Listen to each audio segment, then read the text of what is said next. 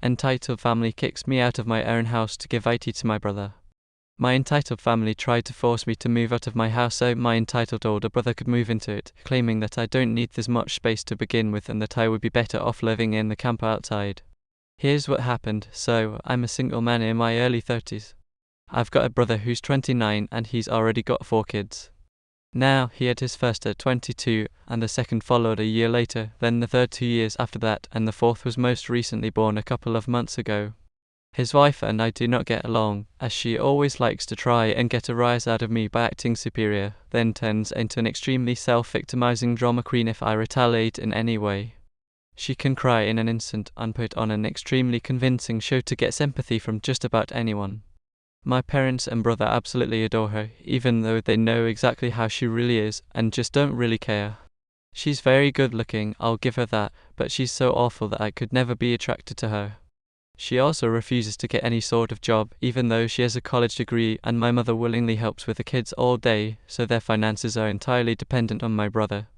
This also means they can't afford to live anywhere but my parents' house, and privacy is a bit of an issue with all of them under one roof in a 3-bedroom house that was built in the 60s. Growing up, my younger brother was also the obvious favorite. We are 3 years apart in age, but he developed a superiority complex because I was badly punished if I retaliated against his antics in any way. Back then, it was obvious my parents cared for him a lot more because he got the lion's share of everything unless people called them out on it, which did happen a fair bit by my other family members. This is why my parents packed us all up and moved us about 150 miles away from them, so they generally would only see us on holidays since it was a 3-hour drive. My brother got awful towards me physically on a number of occasions, flirted relentlessly with my first girlfriend to the point where she broke up with me, and laughed at any misfortune that I had. My parents just told me to suck it up whenever I was upset about it. I only got equal treatment when my parents wanted to keep up appearances. I admit it was rather funny to see the looks on their faces whenever they had to treat me equal to my brother on birthdays and Christmas because other people were present. We had relatives that were very nosy and loved gossiping and drama, so my parents did their best to hide what was really going on and threatened to take all my stuff away if I didn't keep my mouth shut. If anything, it just made my parents celebrate more when I turned 18 and moved out because it meant they no longer had to provide for me. I wasn't even done with high school yet when I moved out, but honestly, couchsurfing was far better than living with them. I was in low contact ever since leaving home. They didn't even show up for my high school graduation, but I really didn't care. From that point on, I would usually only see my parents and brothers on holidays, just like the rest of the family. The start of the 2020 pandemic was not kind to me. I lost my job and couldn't renew the lease on my then condo because my roommate also lost his job, and neither of us could afford the place on unemployment money. It was a rented 2-bedroom condo that I really loved. As the lease was ending,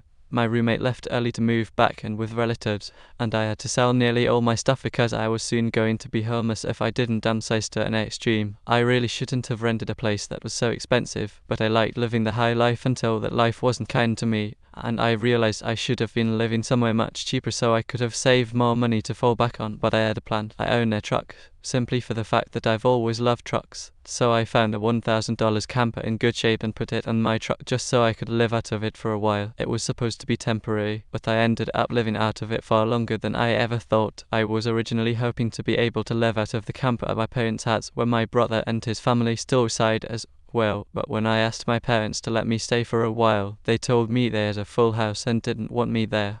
Thus, we haven't exactly gotten along in the past decade. They said they'd only agreed to let me park my camper there if I paid them basically what it would cost to rent an apartment in my area. That was way too much just to park a camper. I was jobless and tried to save as much of my unemployment money as I could until I could find a new job. I may as well have been living in an apartment with that rent price that they were asking. My parents called my camper an eyesore and told me to take a hike since we couldn't come to an agreement, and my sister-in-law thought it was absolutely hilarious that I had to live in a camper. My brother joined her in pointing at it and mocking me while calling me a homeless bum. I parked my truck and camper in a store parking lot to sleep on the first night that I had nowhere else to go. I felt scared out of my mind that someone might try to break in. Suffice to say, I didn't sleep well that night. There was nowhere else I could go, as any other relatives that owned houses were fairly far away, and all my friends were apartment people. I was pretty attached to my area as well, so I didn't want to just leave. I'd also have my mail forwarded to my friend's apartment. It was the only way that I could still get my mail anymore. Finding a stable place to park was pretty difficult. I went looking around to try and find a job similar to my old one. It took months of living a nomadic camper life. In that time, I had to deal with a lot, everything from beggars to people who were addicted to substances to people demanding that I leave because my camper was an eyesore. At one point, someone who told me to move claimed to be with an HOA. I wasn't even parked on a street with houses, and when I questioned them, "What HOA are you talking about?" they got incredibly belligerent and threatened me. I moved my camper anyway just to avoid the trouble.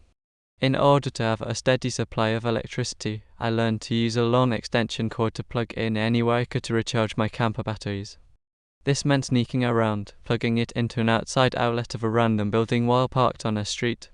I know that's a crummy thing to do, but I had to keep my batteries charged so my refrigerator would stay cool.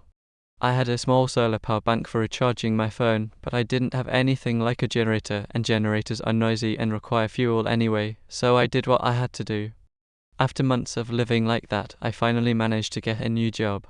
I had to move to the neighboring city to find a job that didn't involve retail. I worked retail while in college and promised myself never again, though I was nearly ready to break that promise. I was still getting unemployment money, but I had no stable place to live while receiving it, and I didn't want to still be jobless when it ran out. Plus, I was bored out of my mind. I had little else to do but read, watch movies on a small portable DVD player, use my phone or laptop, and keep note of where I could park and what local bathrooms I could use. I kind of envy that the Japanese have public bathhouses. We could really use stuff like that over here. When I finally landed a new job, I practically lived in the back lot of the building by the warehouse in old employee parking spaces. Literally no one else seemed to bother using because they were so far in the back that the area was borderline forgotten. My boss and company owner actually liked this arrangement because I was willingly available and able to take any shift I could get, so long as I had enough sleep.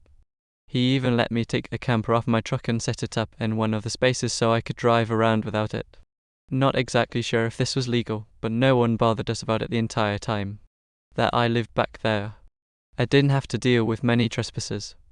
There were a few, but the security guards escorted them out.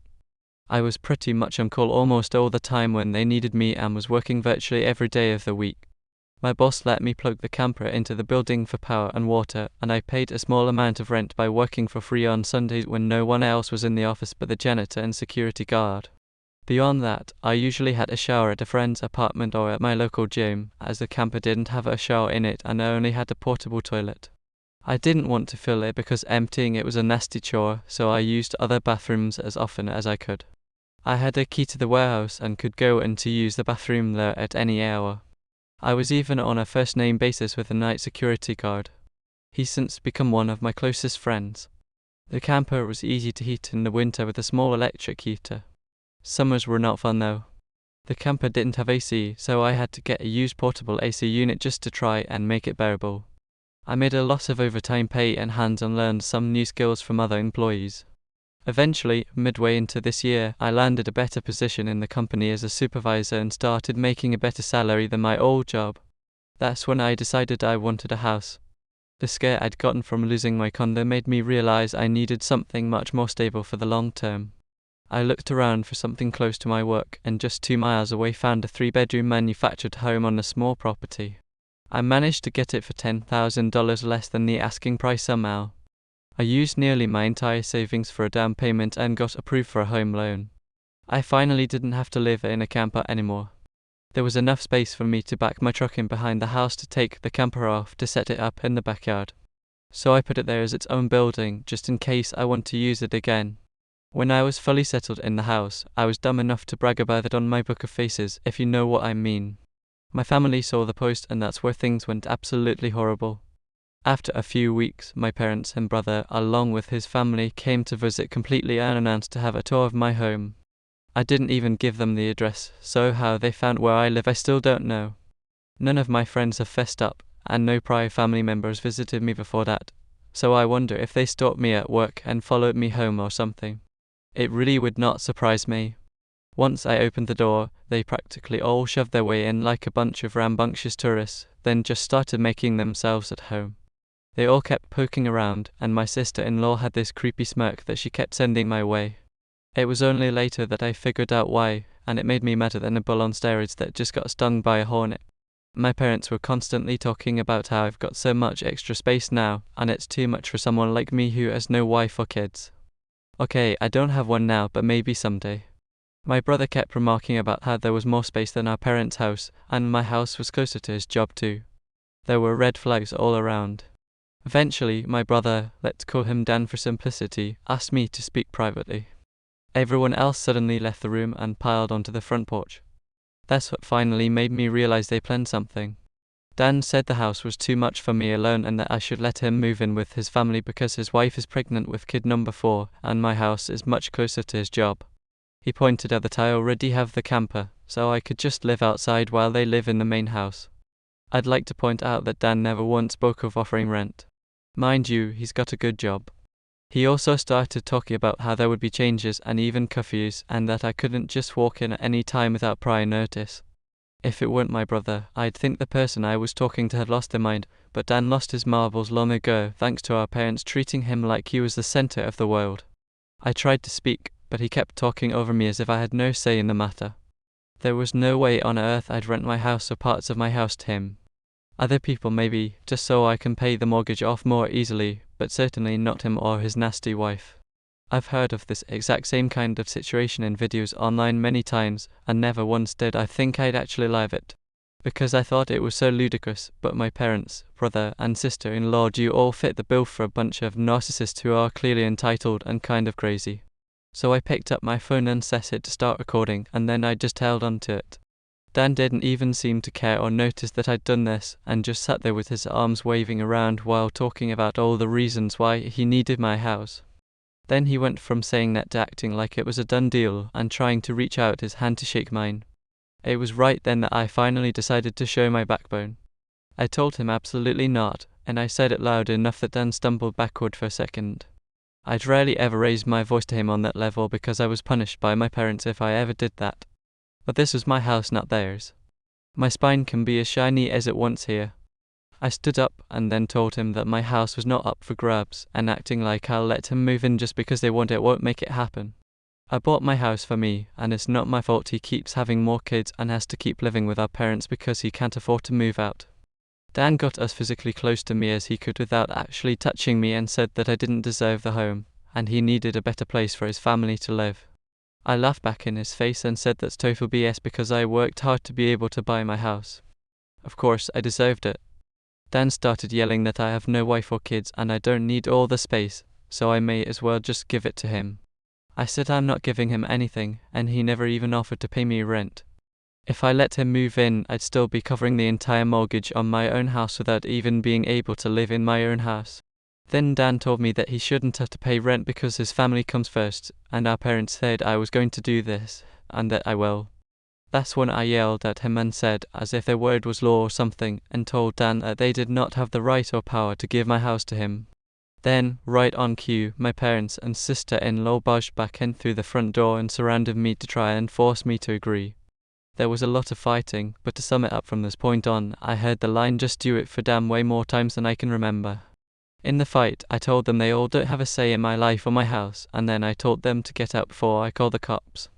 My sister-in-law screamed at me the loudest about how she was pregnant again and I can't do this to her.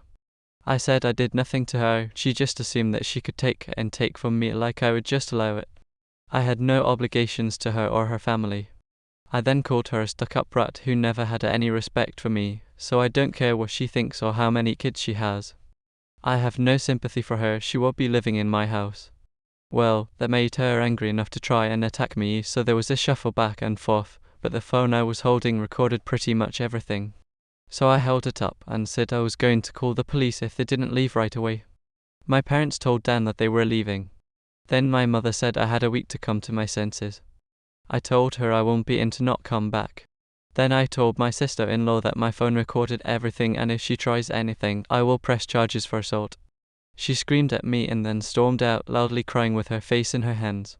My mother was the last one out the door and said that I better do this for Dan and my sister-in-law, but I responded by saying that I won't be doing any sort of thing anytime soon. What an absolute roller coaster the original poster has been through so much. They went from living in a camper for a while to then saving up all this money just to try and buy their own place, and now their entitled family is jumping all over them again, basically trying to kick this guy out and force him to live back in that camper again. That is so unbelievably toxic and so not fair. He worked so hard for this, he went through so many trials and tribulations, he absolutely earned this house. So it's absolutely backwards that they would try and kick him out of it. I mean, how entitled do you have to be to not only show up to somebody's house but try and coerce them into getting out of that house? This is after they treated him so poorly and forced him to move his camper off their property. So, good for the original poster for standing up for themselves, because this type of behavior is so inappropriate. This guy will honestly be so much better off without dealing with these people in his life. If you like Am I the Jerk, you're probably going to love Am I the Genius.